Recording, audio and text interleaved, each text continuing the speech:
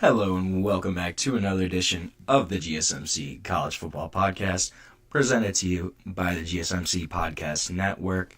Today is Thursday, May 1st. Happy start of May, everybody. Spring's starting to come to an end. Hopefully, we'll see, though. Got a good show for you today, I think. Gonna go over some more of the Bill Belichick UNC saga. What's happening here? Really just interesting situation. Also going to talk a little bit about Texas and their roster. Could it actually cost $35 to $40 million for this team this upcoming year?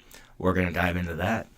Also going to talk a little bit about some guys replacing first-round draft picks. I did do a segment similar to this last week, but going to talk about some other guys and some different programs. As well as we're going to talk a little bit about the 2026 NFL quarterback class, preview that early, talk about some of the big guys that could maybe be first rounders or face the franchise quarterback type guys. Make sure you stick around for my last segment. I'm going to go over what a potential college football super league could maybe look like. So before I get into all of that, though, I just want to remind everyone, this show is all about you. We love hearing your comments, questions, opinions, insights. We want to make this as interactive, as exciting as possible.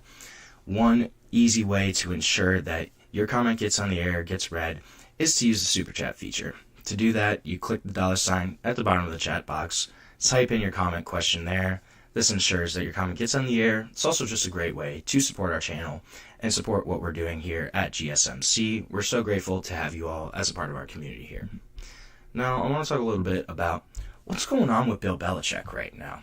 So, obviously, we heard about this whole CBS segment from Sunday where he went on air, and he just released a statement yesterday after kind of this backlash has come out against him and his girlfriend, Jordan Hudson.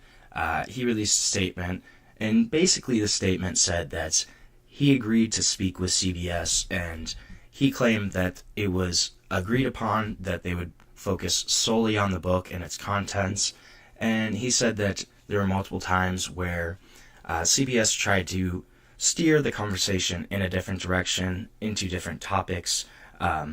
He said that after this happened several times, that's when Jordan stepped in and reiterated that this is supposed to be about the book. And then he also said that we've been open about the fact that we met on a plane ride to Palm Beach in 2021. He said that the final 8 minutes segment didn't reflect the entire 35-minute production, which had a wide range of topics. And he kind of said that it was selectively edited to suggest a false narrative, was the actual quote. And then ended by saying that's simply not true. Well, okay, so you have that statement come out. Then, on the flip side, you go to what CBS said. CBS released their own statement.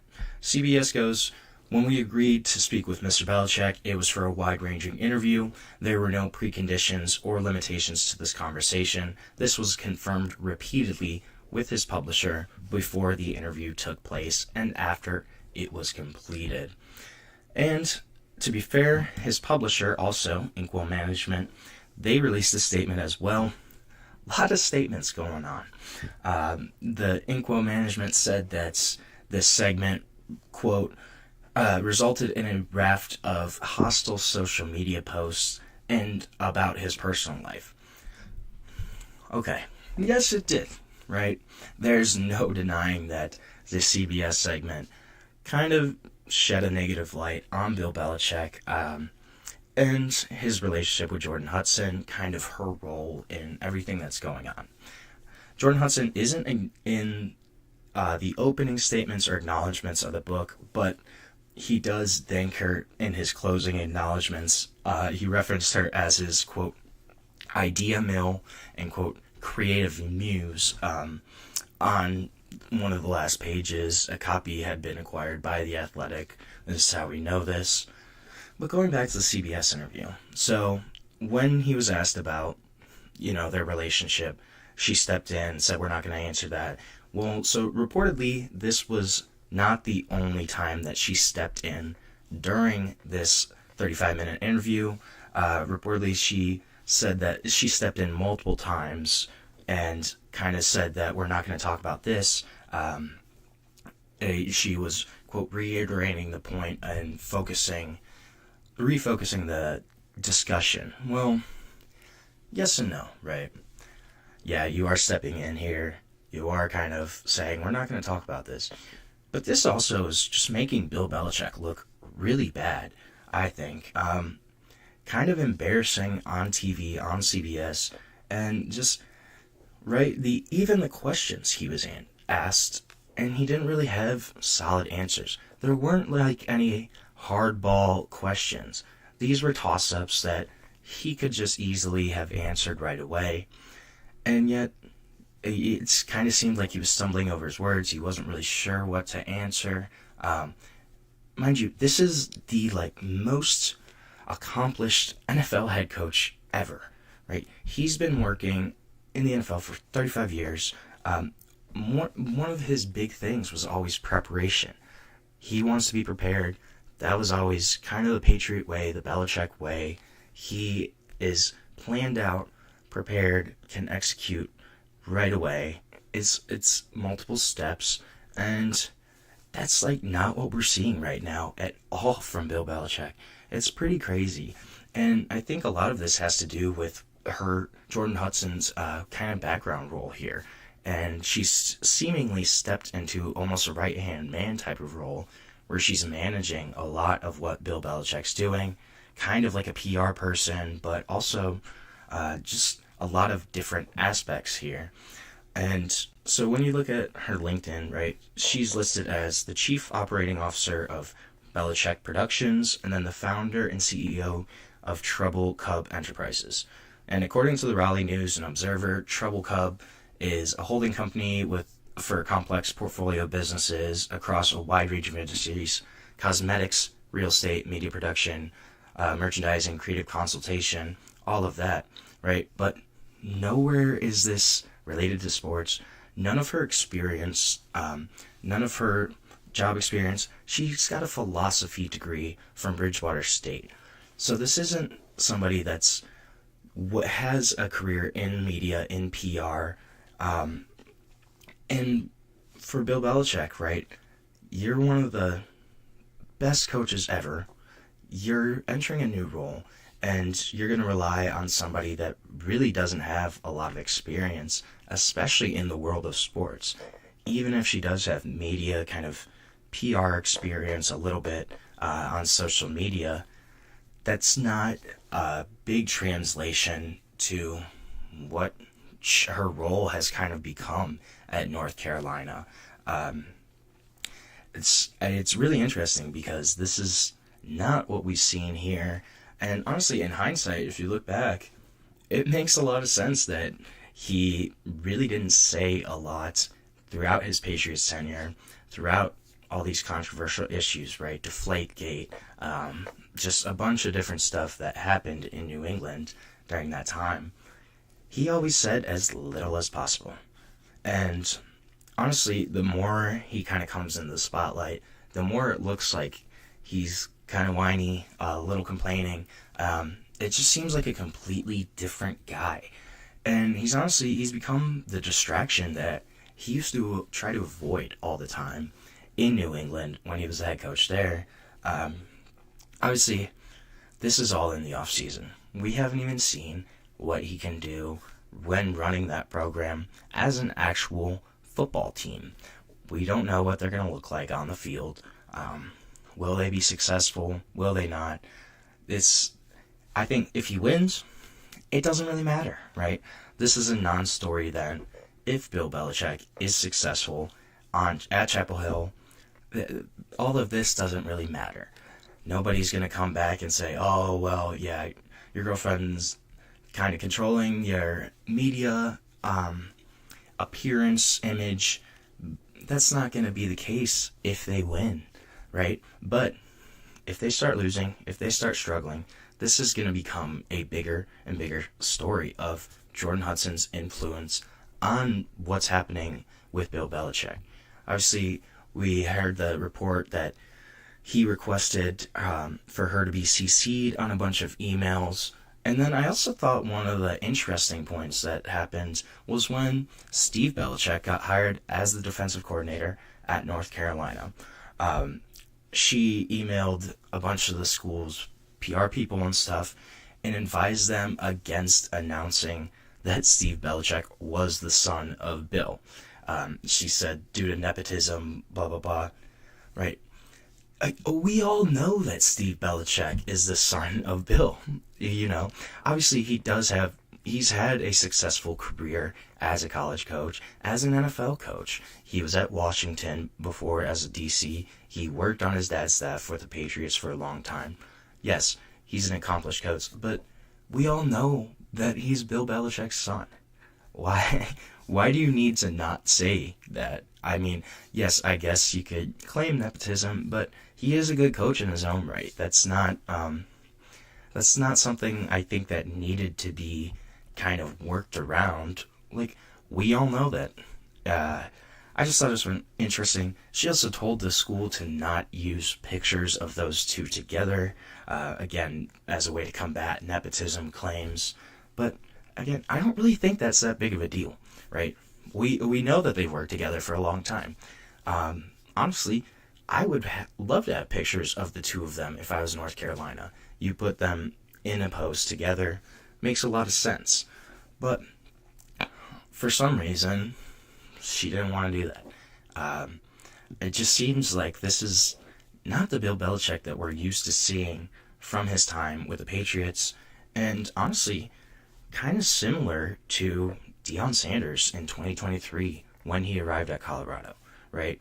I don't know if they consciously did this, but basically, you know, Deion, when he got there, there's a bunch of chaos around him, and he just stands tall throughout it all, and basically, he's like, doesn't matter what they're saying about you, they're still talking about you. I don't know if Belichick and Hudson kind of had the same mindset, but that's pretty much how this situation is playing out, right? They are a big talking point right now. People are talking about North Carolina. Honestly, when's the last time you heard people talking about North Carolina football this much? So yes, this is a negative story, but it's still getting attention on that Tar Heel program. It's still getting eyes to them, right? And then it's kind of like you're speaking the language of this new NIL era college football player, right? More attention equals more money. So they can have that pitch to, especially in-state recruits, right? Hey, look at us compared to Wake Forest, compared to NC State. We have a lot more eyeballs on us. There's a lot more attention. There's more national spotlight. You want to be successful, you want to make money, you come play for us at Chapel Hill. You become a Tar Heel, especially for the North Carolina kids, right? If you're going to stay in state, would you rather go to Wake Forest, who hasn't really been talked about in a long time, or would you go to North Carolina, who, despite it being a negative conversation right now, is still a big topic in the national media? I know I would rather go to Chapel Hill and play for a team that's covered a lot more nationally. I could potentially have eyeballs on me. I can have more exposure as a player, as a guy looking to get more lucrative NIL deals. I would do that for sure if I was in that situation. So kind of similar to Deion in that aspect, but I just think it's going to be interesting how this whole thing plays out. The biggest part is going to be, will he actually win football games? Because if he does, all of this doesn't matter. If he doesn't, this becomes a much bigger story and issue for North Carolina. So right now we're going to take our first break of the show. When we come back, going to talk a little bit about Texas and how much could their roster actually cost? We'll get into it on the GSMC College Football Podcast. I feel like I'm losing my mind. Is everybody in the world blind? Please, Lord, give me a sign, a sign. I feel like I'm losing my mind. Is everybody in the world blind? Please, Lord, give me a sign, a sign. I wanna be the greatest. Everybody on the fake shit. I look around and feel like everybody is the fakest. I make this every day and I'm impatient, hoping one day I blow up from the basement. Statement, the top is so vacant. I don't hear shit that I think is amazing. Waiting for my day when I'm playing sold out shows for 1,000 faces. Hey, give me that crown, get in my way and to be put down. It ain't your place, all this my town. If I want that shit, then I'll get it right now. I'm losing it, the noose it fits, some losing shit, a stupid myth. You choose to live or choose to dip, you choose to fight or lose your grip and lose a gift. I feel like I'm losing my mind. Is everybody in the world blind? Please, Lord, give me a sign, a sign. I feel like I'm losing my mind. Is everybody in the world blind? Welcome back to the GSMC College Football Podcast, presented to you by the GSMC Podcast Network. Just talked about Bill Belichick, what's going on in Chapel Hill. I don't really know. But we're going to talk a little bit about Texas next and their roster. Before I do that, though, I just want to remind everyone that this show is all about you. We love hearing your comments, questions, insights, opinions, hot takes, whatever you got, anything sports related. We want to hear it. We want to make this show as exciting, as interactive as possible. One easy way to send in a message and ensure it gets read on the air is to use the Super Chat feature.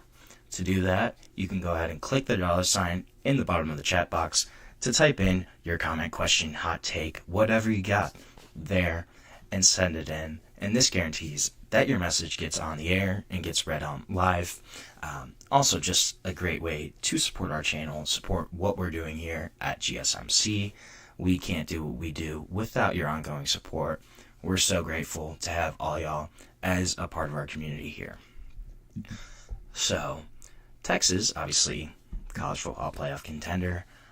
Their roster reportedly can cost up to $40 million this year for their football team, just for this year. Houston Chronicle report came out from columnist Kirk Bohls, who Kirk Bohls has covered the Longhorns for over 50 years. Obviously, guy that knows what he's talking about when it comes to Texas football. He said in this report, one high-end estimate of what it could potentially cost could be $40 million for this 2025 Texas Longhorns football team. Right now, he said that the team's budget for roster right now currently sits somewhere between $35 and $40 million, including the revenue that the school will be able to share as a result of the House settlement. Obviously, so the Athletic reached out to multiple Texas officials about this, trying to confirm it. Obviously, they all declined to comment. We knew that was going to happen. Nobody's going to actually say. But if you look at this number, it is much larger than anything we've seen before. So people complained last year when Ohio State reportedly their roster costs around $20 million. Ross Bjork told the Columbus Dispatch that we do know for a fact that Ohio State cost right around 20. I think it was around 21. But we know that that was the number. And we also know, obviously from last year, people complained about that the entire season, right? This is one of the big arguments against Ohio State's national championship was the fact that their roster cost around $20 million. Well, Texas is going to blow that out of the water this year, reportedly. What we do know, so one, team roster budgets, they're very rarely officially confirmed. Schools obviously can't directly share revenue right now until the House settlement is approved. But obviously some schools, some collectives are a little more forthcoming. We know Ross Bjork said that the Ohio State roster last year cost around $20 million. Walker Jones, who is the executive director of the Grove Collective at Ole Miss, he said that last fall the collective spent more than $10 million on NIL deals just for football. We also know Texas Athletics has a bunch of money. Longhorns, they consistently rank near the top of college athletics in terms of annual revenue. In this past year, in 2024, Texas pulled in $331.9 million in athletic revenue. Number one in the country, according to the Knight Newhouse College Athletics Database. 2023, Texas was second in revenue behind Ohio State with a mere $239 million earned for that fiscal year. And we also know Texas has been at the forefront of NIL deals since the NCAA allowed them in 2021. In December of that year, the Longhorns program, they made a bunch of waves when they started an initiative called the Pancake Factory that promised $50,000 annually to Texas offensive linemen in exchange for promoting some charities around the Austin area. And this was a big deal at the time, right? People were like, whoa, 50 grand for a lineman. Like, it was a really big deal. And now, looking back, that number seems really small, really small. Power 4 teams may need up to like 5-10 times that amount to obtain a starting offensive lineman for a season. It seems like the going rate's right around $500,000. And then they also had they had 5 collectives at Texas. And eventually they all joined together and became one collective called the Texas One Fund. Last year, in 2023, the Texas One Fund spent more than $11 million paying Longhorn athletes. I would have to venture that that number is probably a lot larger right now. Then we also know that industry insiders don't think that this kind of budget is outside of the question. There was a survey in February of 13 coaches and personal staffers just on the transfer portal, on player compensation, contained a variety of questions about what it would take to build a championship roster. And in this survey, one Power 4 general manager said, $40 to $50 million, I think that's where I need to go. Nearly everybody surveyed on yesterday, from The Athletic, they all said that this $35 to $40 million budget is realistic for Texas. And they also suggested there's only a handful of schools that have the resources to do this. You look at Texas, Ohio State, Alabama, some other big-time programs like that. And another GM said that Texas is basically paying their backups like starters right now just because they have the money. We also know that the pending revenue sharing is going to boost spending power. Texas spent 8 figures to compensate athletes in 2023 through their fund. I would venture a guess that that number went up last year in the 2024, and these budgets are going to keep going up. You add in the $20 million to the athletic compensation pool from the House settlement, and then getting above $30 million, it really doesn't seem that untenable for programs like this.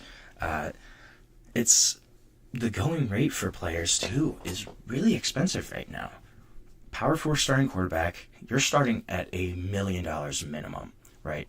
These guys are going to make 7 figures, just depends on how high. As on the high end, you look at Carson Beck, Darian Mensah got $4 million this year. I think if Quinn Ewers transferred, he would have gotten even more. And it's just going to keep going up. Think about if Arch Manning transferred. It's going to keep going up. And then premium positions, defensive line, cornerback, wide receiver, tight end, they can all clear upwards of $500,000. Some hover right around $1 million too, especially in the winter portal. But look at what Texas did in the spring portal too.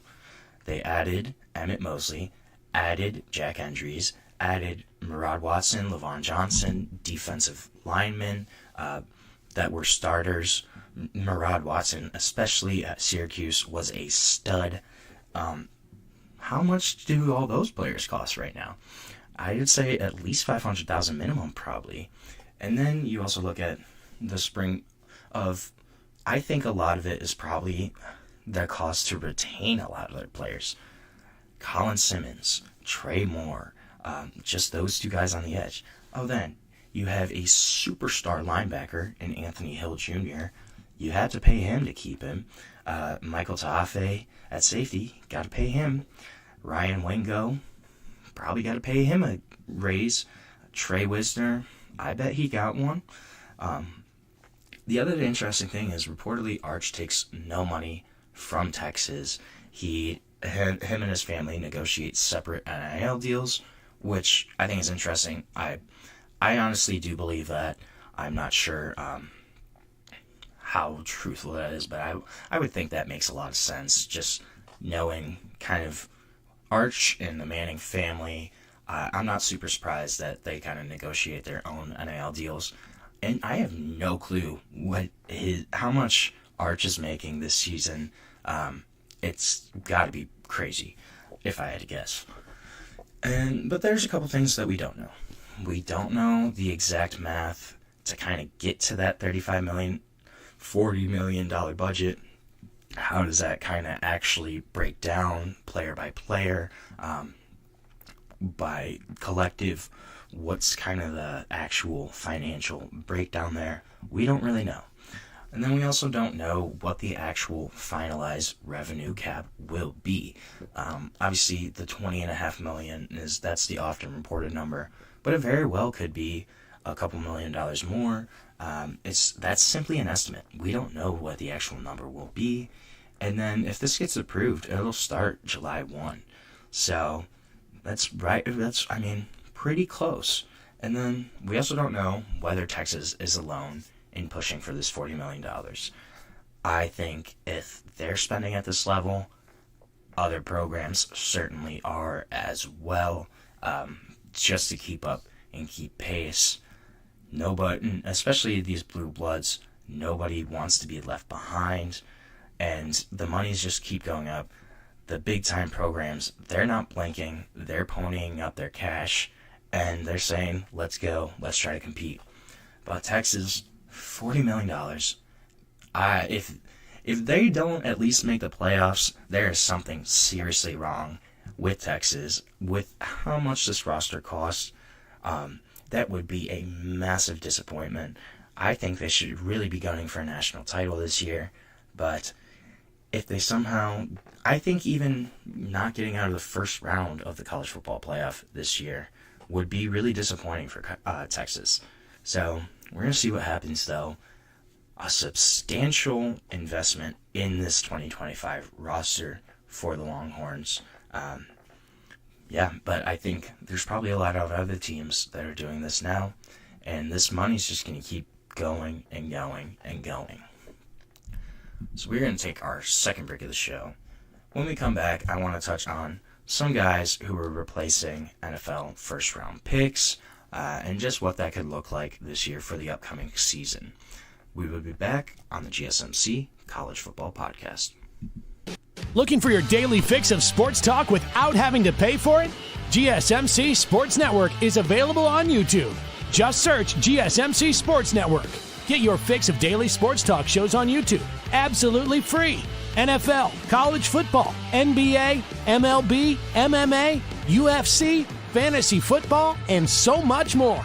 GSMC Sports Network has shows running all day long, with new sports shows starting every 2 hours. Just like on your favorite cable sports channel, except GSMC Sports Network is absolutely free. Just search GSMC Sports Network on YouTube to catch one of your new favorite shows, like the GSMC College Football Podcast, Chip Shot Football Podcast, Hoops and Heels Women's Sports Podcast, GSMC Basketball Podcast, and so many more. Check it out for yourself. GSMC Sports Network, now available on YouTube absolutely free. Search GSMC Sports Network on YouTube right now.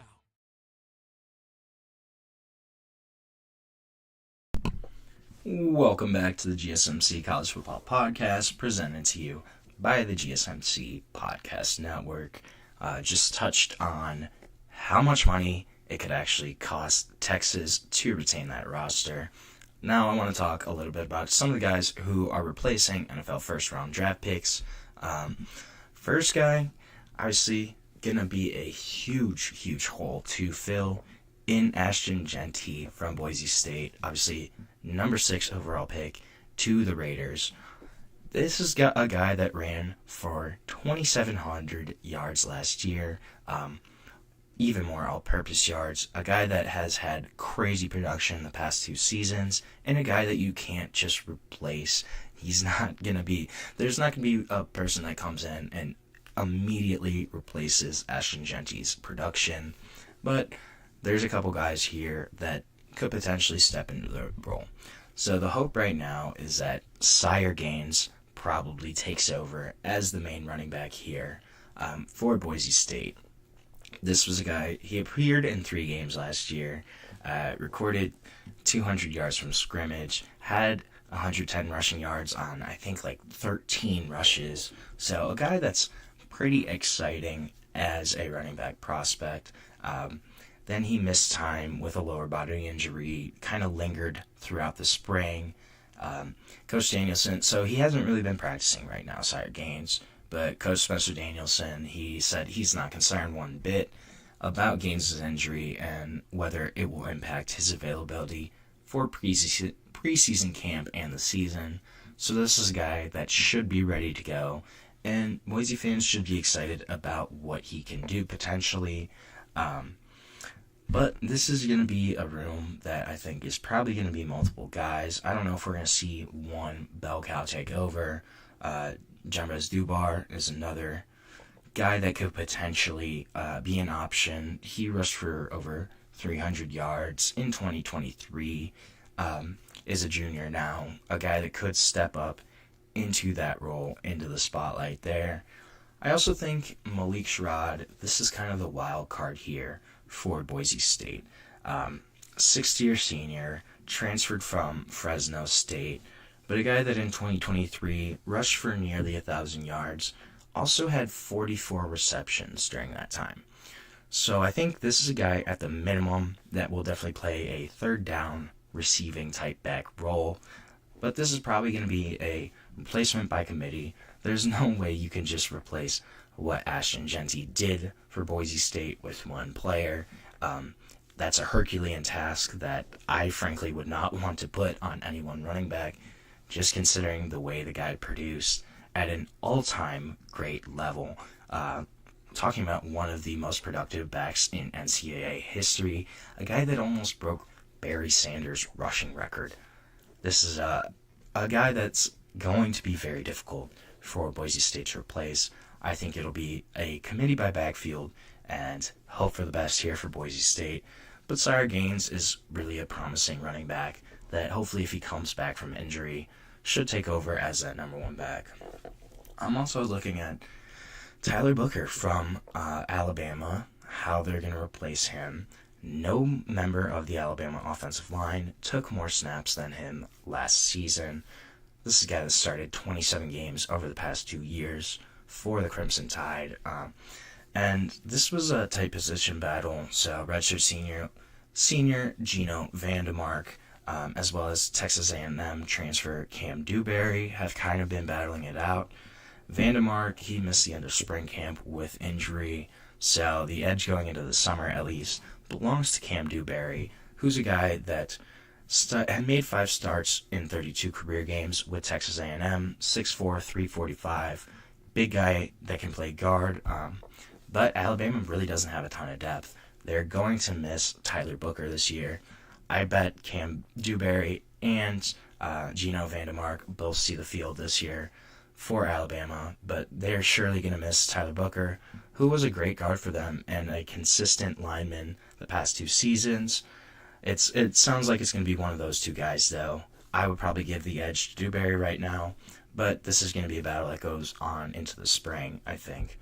Then, obviously, from Ohio State, Emeka Egbuka, number 19 overall, to the Tampa Bay Buccaneers. The Ohio State wide receiver factory keeps going on, and the next guy up is Brandon Inniss. So Ohio State does return, obviously Jeremiah Smith, Carnell Tate, and then replacing Egbuka is most likely going to be Brandon Inniss, I think. This is a guy that only caught 14 passes last year for a little under 200 receiving yards, but also did haul in a 21-yard touchdown catch in their win at Penn State last year. a guy that has a bunch of talent for Ohio State. I'm also looking at Mylan Graham, potentially. These are guys that were really high 4-star recruits, low 5 stars.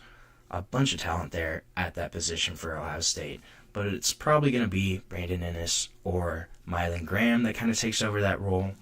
But Emeka Egbuka, all-time leader in receptions for Ohio State. I believe he's top 3 in career receiving yards. A guy that produced a lot and was consistent for the Buckeyes.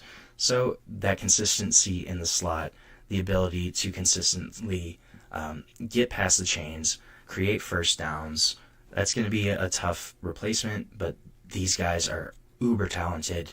I think Brandon Inniss probably has the edge. Sounds like Mylan Graham has had a really impressive spring, though. I wouldn't count him out either. Another guy I think is going to be interesting is how Texas replaces Jahdae Barron, who went number 20 overall to the Denver Broncos. I think there's 2 guys here. I think Malik Muhammad is one.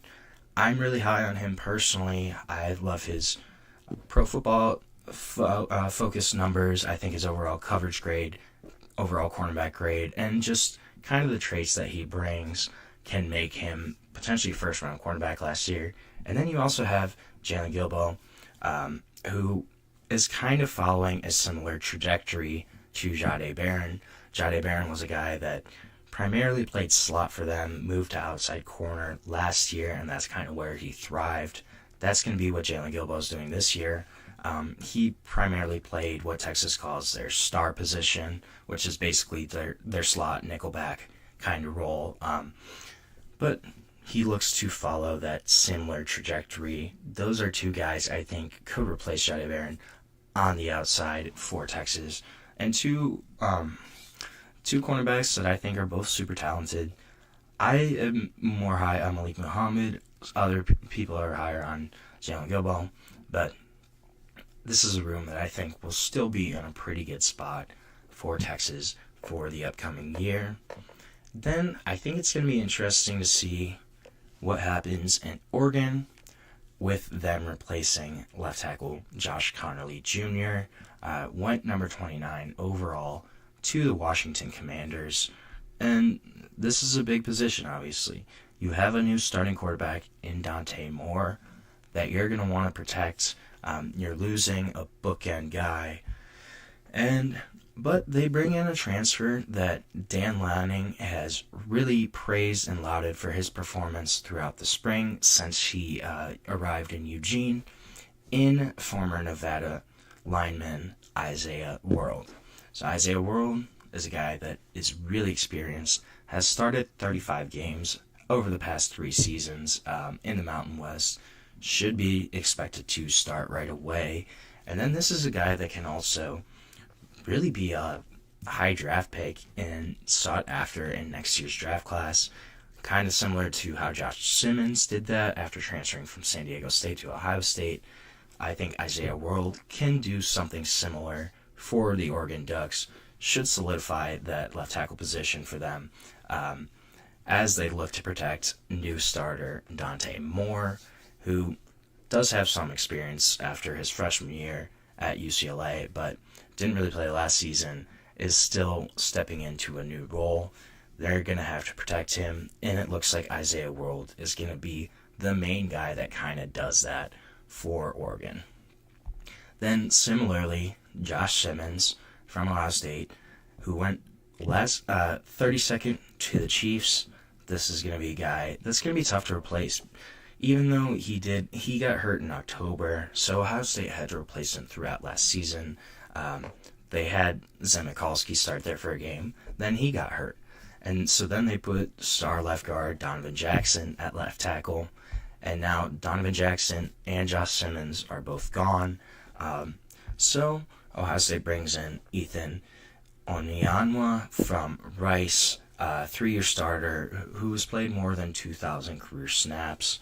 He should solidify the blind side there, as Ohio State also looks to replace their starter and bring in a first-year starter, and most likely Julian Sayin, could potentially be Lincoln Keenholz. Regardless who takes snaps as the starting quarterback, they're going to need to protect him. seems like Onyanwa is going to be the guy that does that for them. Not a ton of depth here, but this should be another guy that's going to step in after being a three-year starter. Should step into that starting role. And they kind of hope that he has a similar path as Josh Simmons, right? Josh Simmons started at San Diego State and then stepped into a really big role for Ohio State, kind of showcased his talent there. They hope this can be something similar in Ethan Onyanwa. And honestly, Oregon's kind of the same way right now with Isaiah World and replacing those big bookend tackles, wanting to protect a new quarterback. It's going to be interesting, though, how those guys mesh in terms of offensive line is always a unit. You need to be cohesive. It's a unit that has to work together a lot. I think both those teams, it's going to be interesting to see how they kind of protect their new quarterbacks. And those two transfers in Isaiah World and Ethan Onyanwa, they're going to be guys, big reasons of that enhanced protection, I'll say, for those two programs. So we're going to take another quick break here on the GSMC College Football Podcast. When we come back, we're going to preview some quarterbacks, talk about next year's draft, who could potentially come out from that quarterback position. But we will be back on the GSMC College Football Podcast.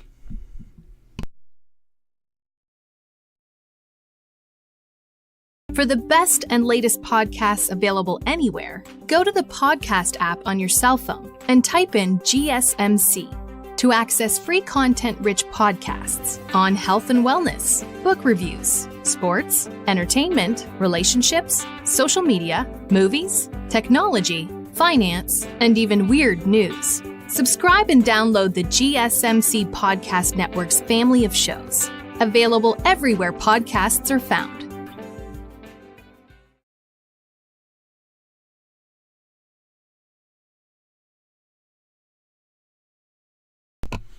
Welcome back to the GSMC College Football Podcast.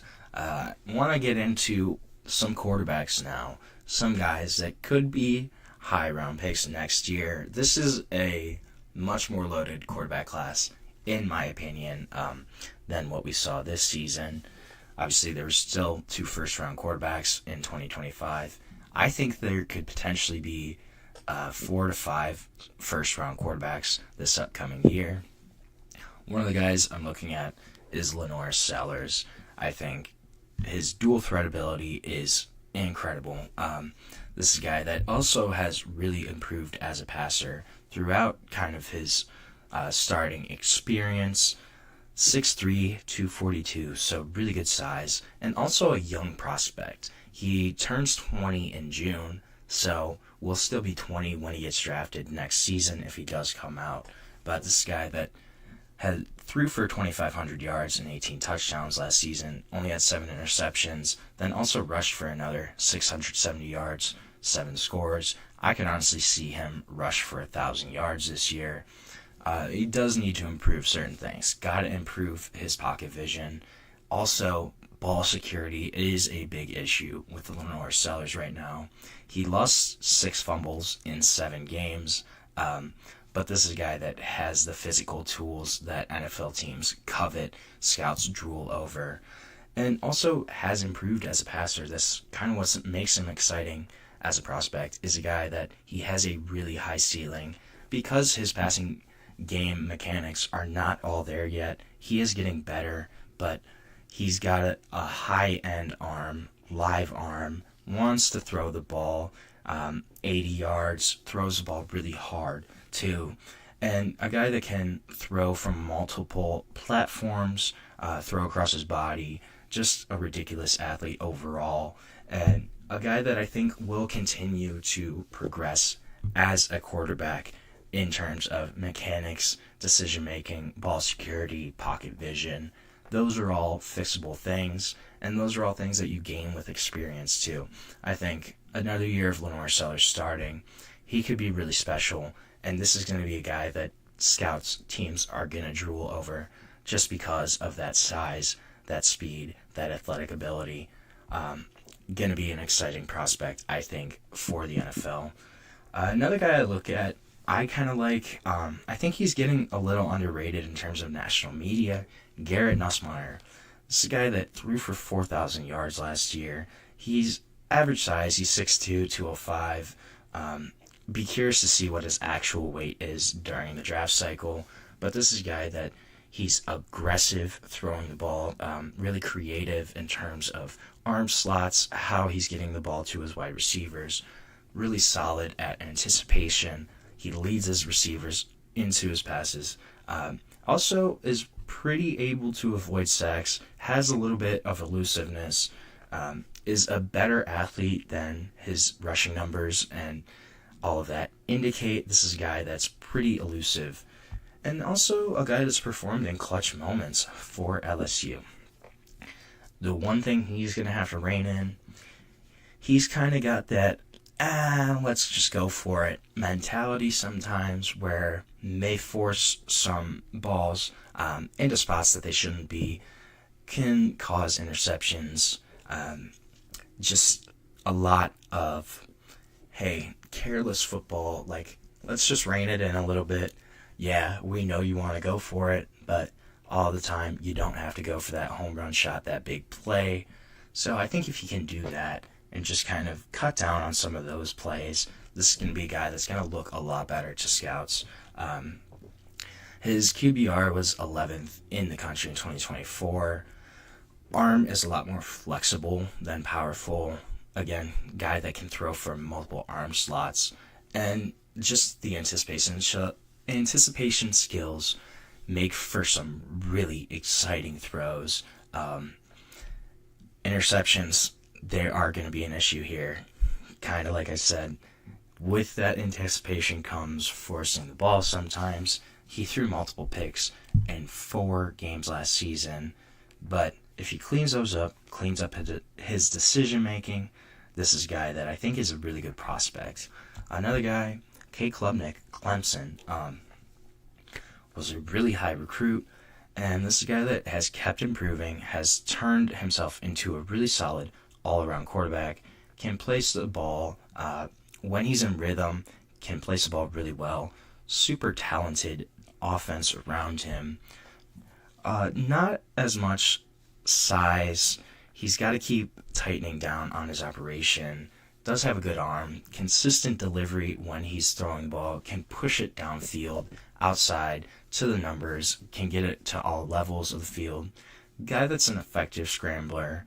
He's not going to wow anyone with his athleticism, but smart when he chooses to run, and tough runner. He can grind out yards on the ground, and also a guy that made some really big strides in his second year as the starter. 3,600 passing yards, 36 pass touchdowns, only 6 interceptions. A really solid season, and if he keeps progressing, can be even better this upcoming year. He's got a really strong platform when he goes through his reads. He's super consistent, doesn't really matter what the defense is doing, the structure-wise, and also does have the mobility to escape pressure. Not a ton of arm strength, that's going to be the one thing, but a guy that could, similar to Bo Nix, I think, in terms of how he's consistent, not a huge arm, solid athlete though, can scramble when he needs to. I think those are pretty similar comps, but I think Cade Klubnik, if he does have another strong year, this is another guy that can be a first rounder. A guy that I really like is, and scouts are kind of torn on him, is Drew Aller. So Drew Aller, I think he took a big step forward last year, bumped his completion percentage up from 60 in 2023 to around 66.5% in 2024. Also threw for 3,300 yards, 24 touchdowns, 8 interceptions. This is a guy that's prototypical size. In terms of size, is similar to Josh Allen, 6'5", 235, 240, really big frame, sturdy frame, and just has a lot of raw physical tools, has a really strong arm, but he's going to have to work on his accuracy, his ball placement, and getting through progressions. Though the fact that his completion percentage jumped up from 23 to 24 really bodes well for some future improvement. And I think this year we're really going to see kind of what he can do. He still has Nick Singleton and Katron Allen back, but loses Tyler Warren. You do have some pieces there in Luke Reynolds and Khalil Dinkins in the tight end room, and then that wide receiver room is going to be really interesting. They got a big pickup, though, in Trevor Pena, who should really help out Drew Aller. But this year is going to be on Drew Aller and what he can do. Can he continue to progress? And I think if he has a similar season in 20 to this past year, or an even better season, this is a guy that scouts are going to love because of that size, because of those raw tools, and also the fact that he was a multi-year starter in the Big Ten. I think that's going to be some really big points with Drew Aller. There's a couple other guys I think that could jump upwards. All transfers, actually, I think John Mateer, new quarterback at Oklahoma, Nico Yamaleva, I think, going to UCLA, Fernando Mendoza at Indiana now. I think those are all guys that, if they have really, really strong 2025 seasons, they could potentially jump up quarterback rankings, jump up draft boards. I really like John Mateer from Oklahoma, former Washington State quarterback. I think Nico, actually, if he has a solid year at UCLA, if he leads them to a couple more wins than they had last year, playing in a more pro-style offense, that could be really conducive to his draft stock. Helpful there is playing in that more pro-style offense compared to that veer offense that Tennessee runs. That could help him out. Also, guy that's 6'6", really physical, good physical traits. But this is going to be interesting to see how that kind of shakes out. I think the fact, though, is this is a much more talented quarterback group. And then you have the one name that I didn't even mention that could come out as well is Arch Manning. You have Arch Manning there, could potentially come out early.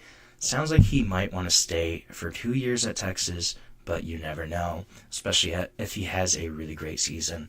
Maybe if Texas wins the national championship, you never know. Arch could come out as well.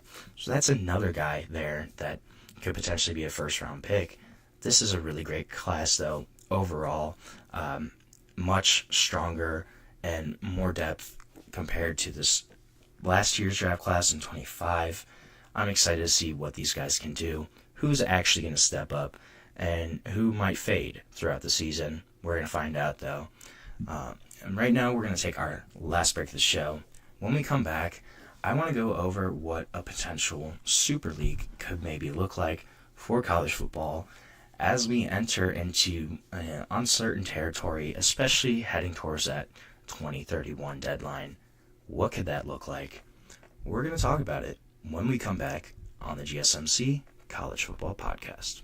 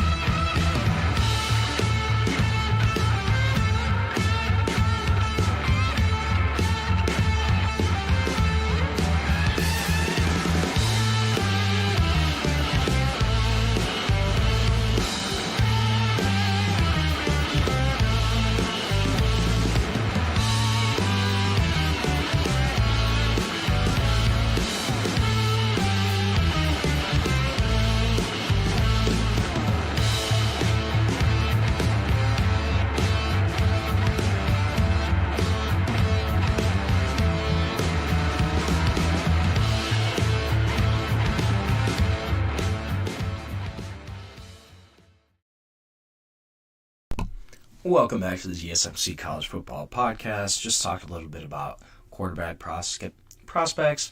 I'm going to switch gears, talk about a potential Super League and what that could maybe look like. So obviously there were two proposals that were released last October. One was Project Rudy. I want to focus, though, on one called the College Student Football League, the CSFL, that was proposed by a group called College Sports Tomorrow, which involves some university presidents, some other people involved with college athletics. And this is the thing. If a Super League isn't coming soon, I think it's very possible that the SEC and the Big Ten could try to form their own Super League and handpick their own schools. So the CSFL proposal kind of just changes all that. They say, hey, we're going to put everybody, all 136 teams are going to be in this league. But how it would work is there'd be all 136 teams spread across 20 geographically arranged divisions separated into 2 distinct conferences. So the top 12 divisions would be, quote, the Power 12. There'd be 72 schools there, mostly current Power 4 programs. And then the remaining 8 divisions, the Group of 8 conference, I guess, would be those remaining 64 programs, kind of the Group of 5 schools, but similar to where it would be division-based and geographically based. So if you look at, say, the Power 12 conference structure with 72 teams, there would be 12 divisions, essentially, of 6 teams, right? And those would be all geographically based. So you have the East, Mid-East, Great Lakes, Midwest, Carolinas, Mid-South. So it'd be interesting. You'd have Florida State, Georgia Tech, Miami, UCF would be a potential division. If you look at the West Coast, you'd have teams like Arizona State, Cal, Stanford, UCLA, USC would be in one of these divisions. BYU, Oregon State, Utah, Washington, and Washington State would be in another one. And then I just think it's interesting. So the way they would do it, they would have 13 games over 15 weeks, 6 home games, 7 away, vice versa. And the way that they would decide who earns that 7th home game would be the prior season's top 36 schools in this layout, right? So there'd be 5 division games because there's 6 teams in each division. You play the other 5 teams, and then there'd be 8 non-division games. So you'd play across this, and 1, geographic proximity would help. They'd also focus on historic rivalries. That's where those 8 non-division games would come in. In-state rivalries would also be kind of renewed here. And then you look back at frequencies of matchups. That's how you could kind of determine who those non-division games would be. I think it'd be really interesting, though. You'd have geographically related divisions. It would be a 2014 playoff, so you'd have the 12 division winners and then probably 12 wildcard spots. You go through like that. Then there would be type of promotion of the top group of 8 teams to play Power 12 teams next year. In their proposal, there would be no risk of relegation. I love the idea of promotion and relegation. I'm a big soccer fan myself, so European soccer, they have the promotion relegation aspect. It's a lot of fun to me. Logistically, I think it'd be a little more difficult from a college football point of view, but if you look at, say, like the big teams in the Group of 8 conference, Boise State would be one of them. If you take a team like Boise State, they do really well. They get promoted, and maybe you put them in a region where you go with a region like the West, where they have BYU, Oregon State, Utah, Washington State. Say Oregon State has a really rough year. They drop down. Boise State bumps up into that division. I think that'd be really interesting. You have kind of a promotion relegation system. It's a little more even in terms of opportunity. One thing I think would be interesting would be how would they do TV deals. So the current idea is that there would be one singular centralized TV deal, kind of like a pro sports league. In the current setup right now, broadcasters have all the leverage. Conferences compete against each other in terms of trying to get the best TV deal. So it's really up to the networks right now of who they want to take, what kind of leverage there is. But you switch that, you go one TV deal for the entire organization. I think it'd be kind of interesting, and it would make sense. See if this proposal also would recommend a collective bargaining agreement with kind of a players association. Could also help the league lobby Congress for antitrust exemptions, and the CSFL would pay athletes through broadcast, and group NIL would pay to the Players Association. Athletes could also have their own individual NIL deals, and under this idea, the athletes would not be considered employees, and schools wouldn't have to pay them directly unless they chose to under a collectively bargained salary cap. So it wouldn't be one of the big issues right now of, is this actually, are they employees? What is the status of that, of athletes? They also proposed a max of 2 transfers during 5 years of eligibility. I don't know if we're ever going to see a transfer rule come back in, just in terms of how many times you can transfer. I think that's pretty much gone out the window at this point. We're pretty much on unlimited transfers. I don't know how you can kind of rein that back in. I'm sure there is a way. I just don't see it happening in the near future. But I really do see a potential reorganization of college football into some type of super league happening. Obviously, this isn't going to happen in the next 2 to 3 years. The big date is 2031, when a lot of the TV deals are at their end or nearing the end of their contracts. That's going to be the big time, I think, here for when we could potentially see a reorganization, especially when you look at schools like Clemson, Florida State. Their buyout for the ACC drops significantly at that point. We could see some kind of massive reshuffling right around that time frame, but we will see what's going to happen with that. We don't know. Could there be conferences?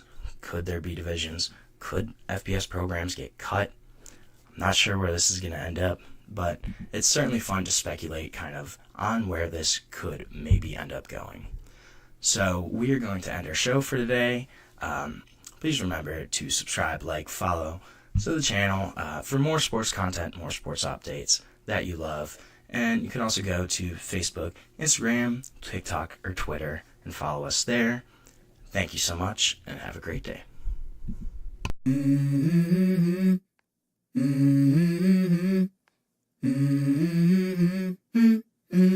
Let's go. I wake up to a little bit of drool on my pillow, feel like it's gonna be a bad day. Yeah, I'm tired of shit, and the coffee ain't hit yet, damn, ain't that great. I don't wanna go to